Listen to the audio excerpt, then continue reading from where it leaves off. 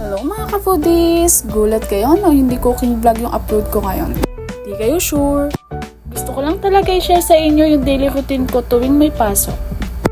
A normal day of my life as a student nurse / ate.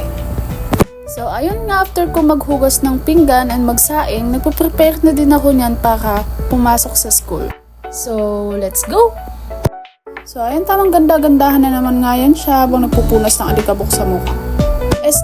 Polvo sa mukha. Sa dami pa namang gawaing bahay bago ako pumasok sa school ay talagang alikabukin na naman ang mukha ko.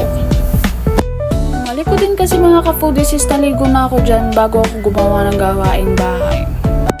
Pero at least ay natapos ko din agad yung mga gawain at nakapasok ako ng hindi nalilate. Shit, nasan aking salamin? Emmy. So ayan, after ko nga maglaro ng ganda-gandahan sa bahay ay umalis na rin ako sa amin.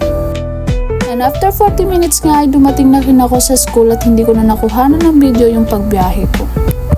May roleplay nga kami kanina sa major subject namin kaya ako ay tamang patrol na paikot-ikot dyan.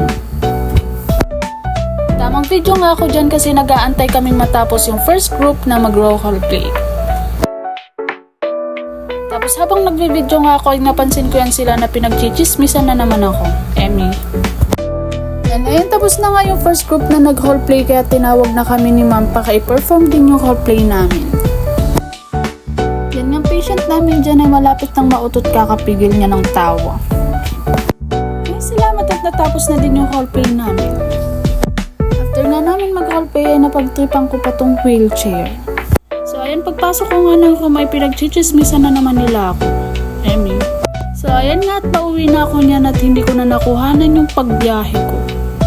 Siyempre pag uwi ko hindi ako magpapahinga, magluluto ako. Ay. So ayun, pag uwi ko nga ng bahay ay nagluto muna ako ng tuna with repolyo kasi hindi ko trip yung ulam. So nagluto na nga lang ako ng tuna with repolyo nung nakita ko yung paksiw na to. Kumakain naman ako ng paksiw mga ka-foodies pero depende sa isda. Hindi ko nga alam kung anong klaseng isda yung pinaksiw kaya nagluto na lang ako. Ito nga't luto na rin yung tuna with repolyo natin kaya tara, kain tayo. See you next vlog. Mwah!